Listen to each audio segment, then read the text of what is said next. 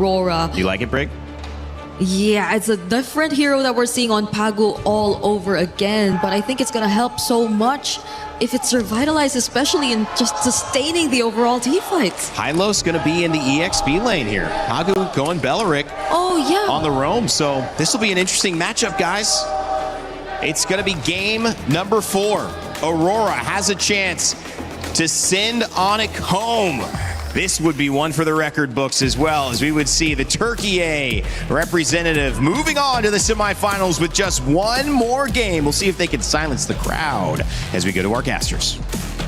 Thank you so much, Rain Day. Once again, history being made here today. Turkiye may have their one opportunity to make history and say, you know what, this is our best finish ever, and it can only go up from here. But on the opposite side, Onic, the Sky Kings themselves, very understandably that most people will see them as the favorites, but it's tough. So far, we've seen so many good plays from either side, but Aurora keeps getting one over them just like this. But Onic, this time, now forcing Rosa to take the early recall. Yeah, a little reminiscent of the last game, right? But that time it was Sans that had to burn his balance spell early on, or was actually pressured enough to go back to base early on. But luckily for Rosa, no death, right? So no first blood yet, but this is kind of what we expected to see between this early game already. Now, one thing I have to question though too is this Hylos pick. We were wondering what would pop up in the XP lane given the bans and everything else. Now, is this the right thing against the Uranus? I think so far against the Uranus, it doesn't matter. It's not about the laning phase, it's about the team fights later down the line, right? They have a way to kind of slow Kyrie down, force him to use his iframes early on, and I think the Glorious Pathway is significant to try and slow down both Sans and Kelra from either chasing those kills or to chase them if the impact from Aurora's team fight is just that much greater. We'll see on the very first turtle here to see how that's going to play out, because level 4s, they're going to be extremely key for Aurora. Yeah, you got to think about it this way too. The crowd control, once again, that Aurora Gaming has been playing around with is what's helped their lineups and execution so much. Sigaboom's going to be sent back to base here because, again, going back to the crowd control options for Aurora, you know, they've got that stun that comes with the Hylos. You mentioned with the Glorious Pathway, slowing them down too, or speeding yourself up, which can help even Rosa. Go for that stun on the Eudora. And then, of course, you have Pagu and the Belleric, right? This time around, too, you've got a Flicker because of the fact that you have the Hylos with that Revitalize, kind of that sustainability to work with. So Pagu's surprise factor can be beneficial here. So Onic, as they approach these fights, you know, they have enough crowd control themselves. They have sustainability with their own Revitalize. And, you know, that's why when you see these compositions come through and you see the Revitalize come to play, it extends these team fights, which can be favorable, again, to have a Jushin, to have Kelra's space here. Oh, a couple punches. Okay. Better to burn the Flicker than die there for Kelra. I totally agree, but more importantly, that just saved Sigaboom his entire laning phase. And now there's a potential angle here, but as long as Sigaboom is able to, you know, get some help to break that freeze, it makes things so much easier because he was about to get frozen out and not be able to play the laning phase at all. Down by bot side though, I'm surprised that Luna was able to get this much pressure considering that Lupe is supposed to be the one who actually kind of maintains full control overall. Like his passive into the Ring of Punishment really just kind of doesn't matter. It's just a free stacks for him. Okay. Little jump in from Keyboy. I mean, they wanted to make a play on Rosa. But Rosa holds on to the Flicker too, so that's a no-go there in the mid lane. A couple ultimates thrown out. And it's back to it, but Onic slowly building up what they can across the map. Much slower pace, you know, than what we have to see because, again, Onic needs to kind of slow this down in a bit, let Kyrie get to where he needs to be, and pressure where they can. Right now, mid lane, okay, Sans still going to be okay. Much mana to work with here, though. Yeah, again, at least Rosa is able to try and equalize the EXP just a little bit against Sans. Unfortunately, oh, hold on. Oh, Sigaboom. Fighting off Kelra here in the 1v1. Taking too many shots, though. First blood in the hands of Kelra. Man, did he fight for that one. Oh, predicted from Kelra as well. Anticipating where the Chrono Dash was going to be. And now they have to protect these green camps. Lunar is going to try, but that Retribution is a little too big for the side of Kyrie as they continue to take these small incremental leads and making sure that when they do the man-to-man defense, there's always just a huge tax that Onic applies on towards Aurora's side. Oh, Pagu. Going to go ahead and heal up a little bit here, but okay, Onic's not going to follow through with that. They are just looking for those small wins. They're looking to compound the interest here. Gideon, as you mentioned, now Zaman Force dropped down. Kelra going in with a bit of stun there to work with. Torn apart memory. Not gonna be enough, and Sigiboom will get his revenge. And now Sans re-engaging with the beacon. The rest of the team follow through. Kyrie will be able to pick up a kill for himself. Now TNZ off the wings alongside Lunar. Glorious pathway drop down, and Sans trapped, nowhere to go. Keyboy with a jump. Not going to be able to find the target. They're split up here. Now TNZ waiting once again on the call. Lunar will go ahead and just force out Onic from this area. And that's officially Aurora actually winning out big time on that trade. Where was Kyrie? Was he not in position to try and trade for Kelra, or was he 100% confident that Kelra was going to win that no matter what? Risky as it is, at least the flicker is back up, and more importantly, Kyrie already getting his own Sky Piercer. Let's see if they can snowball this, because fortunately for Lunar, he's going to be a big problem for Onic, especially on these neutral takes. Yep, TNZ also got his first item locked in for Rosa too. Both mid laners fighting for it out. Second turtle though, Glorious Pathway already dropped down, still half health from the turtle. You're going to deal with Lunar. Again, a split fight happening here. Loopy able to get a couple resources out. Now Lunar trying to get away with that Revitalize. Still going to reset this turtle, so neither team getting the upper hand just yet, but it will be Kyrie to hold on to this turtle, and it looks like TNZ is just going to have to give it up. Yep, they don't have the health or the mana, and Onic, that's what they want to do, keep taxing them until they can't afford it anymore. Once they go for broke, that's when Onic can start fully taking control over this game. For now, at least for Aurora's side, they're looking for the first and second item power spikes to really turn these fights over, so having this 2k lead on Onic isn't the worst thing in the world. However, where's the big conversions, right? Every single lane is winning here. Wow. Okay, and I guess they just got the call too, you know, so come join us, give up that top lane, but they will be able to find Keyboy. So trading it out just to grab a kill, forfeiting the top tier 1 turret. Aurora Gaming is going to make that switch now, looking to put pressure on tier 1 mid. And that's exactly what you want to do. These are the conversions that matter here, and Pagu instantly wants to cut off as many rotations as possible. Look at Lunar right in front of Sans' face! Yep, they're going to have to stop him down. Glorious Pathway to disengage, but Aurora Gaming got what they wanted. A kill, and now that turret falling in the mid lane. So this is going to be a battle. I feel like for game 4, what we're seeing, very different from the previous 3 games, is just this battle of attrition, finding these little moments around the map, finding ways to open it up, get that favorable matchup when you can, win this next objective, that turtle, and eventually the Lords come. Whoa, hold up, hold up, hold up. This could be really, really dangerous. As Onic forcing Lunar out of position, allowing Kelra to actually open things up. You can see the rest of the members are man-to-man defensing here. They understand what's about to happen, and I don't think they should take this right now. All right, Conceal used.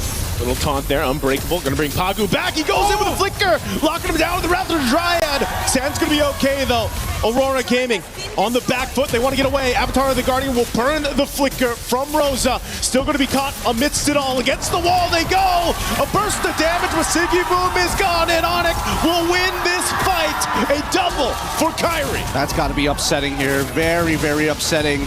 But even so, it's just not enough damage. The economic lead here for the side of Onic being pressed against Aurora as they are starting to run out of breath. But initially, when you see this fight from the side of Aurora, maybe it could have been something more, and they wanted Sans really bad. They got the ult out. They also made sure that he doesn't have his flicker available. The problem is if they don't net themselves the kill, that's a lot of resources wasted on the side of Aurora.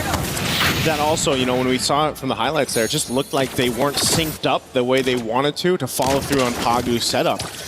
They were kind of in a weird position, and it might have been one of those cases where, again, Pagu's just like, you know, I'm already here and I'm already taunted up, but I'm unbreakable and everything else. I kind of have to do something, and, you know, Aurora Gaming loses that fight. Now they lose themselves the space to work with. They're 5,000 gold behind, and Onic has been in this driver's seat now for a few minutes.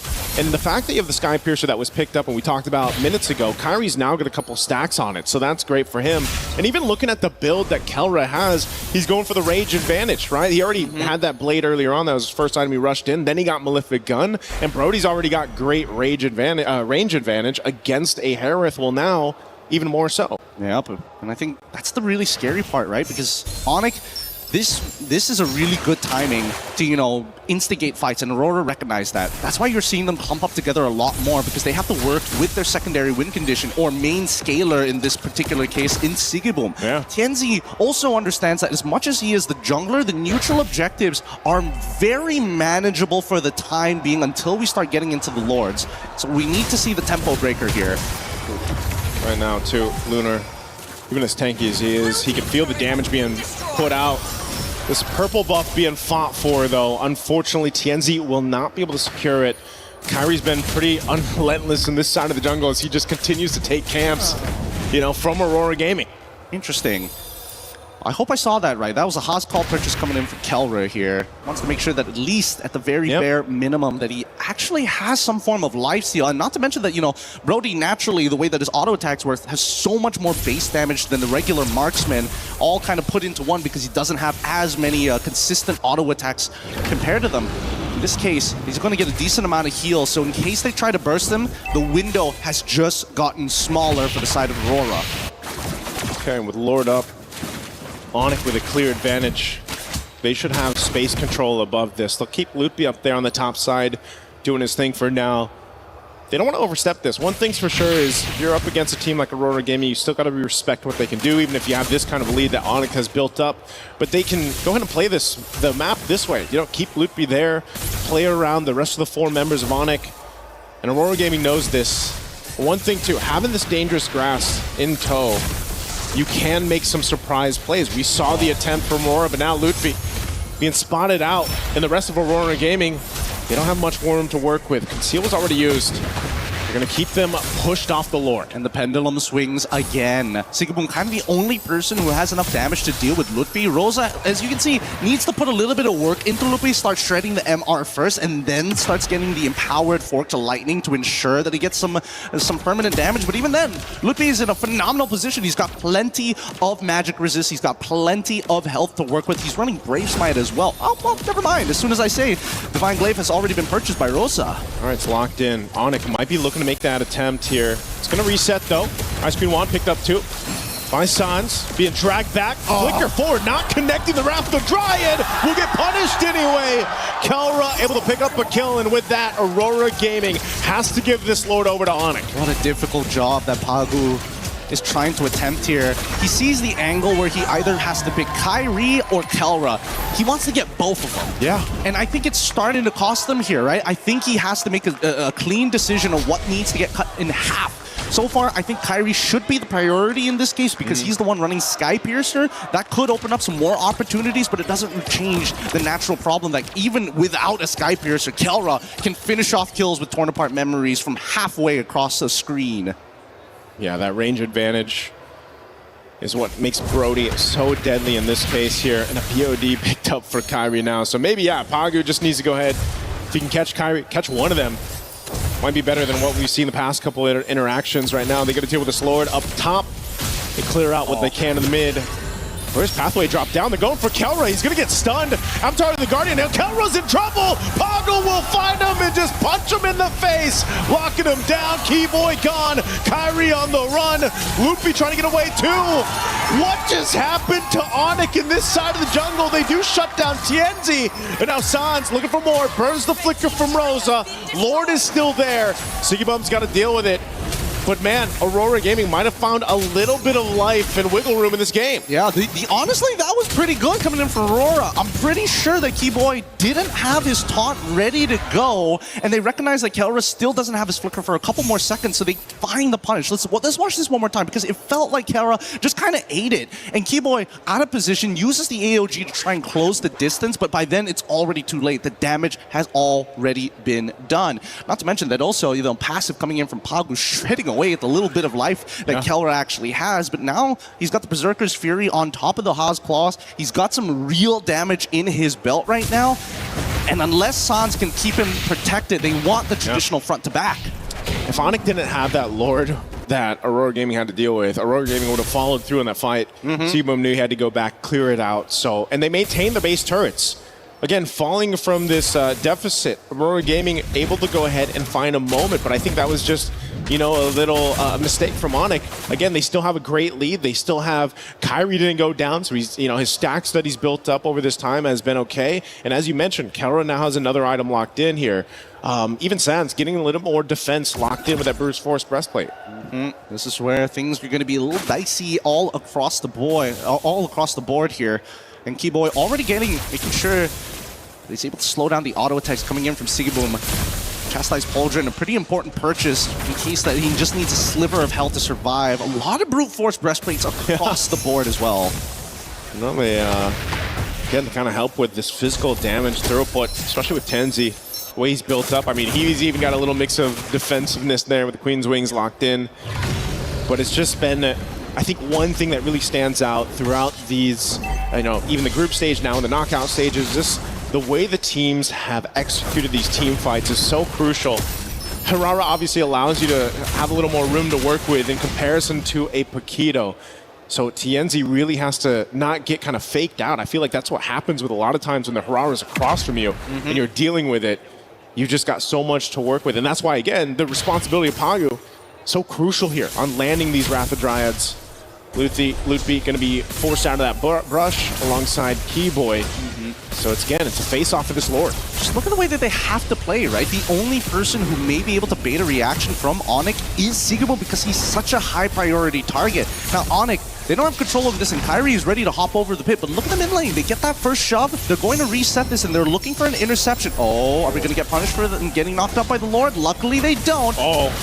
Lootbeat, okay, he's still half health. They're going to bring back Lunar. Lunar dropping down the Glorious Pathway to cut off Lootbeat, but that's not the target you want to go for to Aurora Gaming. And now, couple ultimates expended here from Aurora Gaming. Lord will just reset as the space does.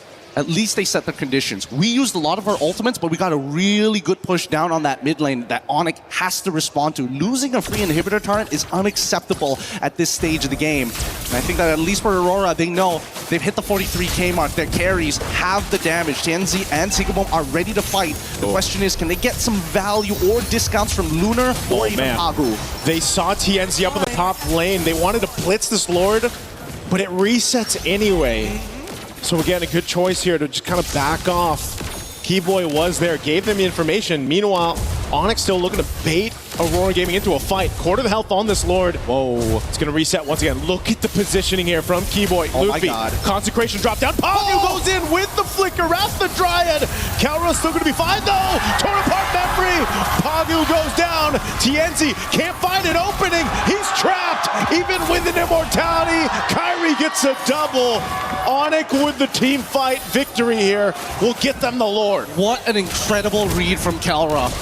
What an incredible read. He reacted perfectly to the scenario. Winner crown just in time because Pagu, he keeps on doing this. Keep your eyes here. He sees it instantly. Winner crown to dodge the entire thing, and he still has the corrosive strikes to make sure that he can finish everybody off. He's marked them, he's tagged them, he's outplayed them. Got in the gold lane for a reason. Yeah, what a move there. Again, it's a KK connection, just a different one for this. And now knocking on the mid turret. They're going to go ahead, force it down. Whoa, Keyboy taking a lot of damage here. He wants to get away, does with the Avatar of the Guardian defensively with a sliver of health. He'll regen it back up. They still have the Lord making its way here. So Onic can go ahead and walk this into at least a base turret, potentially knocking down two. Aurora Gaming wanting to hold on. Oh, some really scary stuff. Really, really scary stuff. And you can see that Aurora, unfortunately without the Glorious Pathway, it's a lot harder for them to go on the chase. For Onic, they can naturally do it, right? They have many different ways of using iframes and immobilizing, trading with one another, you know, the push and pull from Keyboy alongside with Kyrie to maintain their presence. Keyboy, he wants it, but they're not going to give him that option just yet. Oh my God. Rosa, look at the damage. Rosa's going to have to be careful here, half health. But again, I think Aurora Gaming is going to be happy with that defense. They keep up two base turrets. Onic gets one. They play the discipline route, and they'll back off for now. Again, they don't want to push it too far in. Even with, again, with this kind of lead, the composition, they can't get caught in a bad state here under these base turrets. So happy with one. Still have plenty of time for that next Lord to come up here. But looking at the items again, you know, now that you've already seen the Winter Crowns come to play, the Immortalities, you're going to see some item swaps up to this point. Dom Ice already complete as well, making sure there's some kind of anti-heal and anti-shield. Oh, wait. Interception angle potentially here. He's going to get Unbreakable taunted. Should be able to get away. Good coverage there, though, by Aurora Gaming. Again, you can see they have to play together here. They're most likely going to get poked down, half health or so. Pagu finally gets into Mortality, though. Oh, man, Kyrie, man, Aurora is such a busted hero. So many cooldowns. It's like, it feels like she's got 6 abilities sometimes, but... She's not Suyo. Yeah, she's not Suyo. Even though she has more abilities than Suyo at level 2 compared to level 3, you know, no big deal here. I can't wait for 4 abilities at level 1. Eventually we're going to get there. But the scary thing about it is that Kyrie understands that he's allowed to actually take the first move.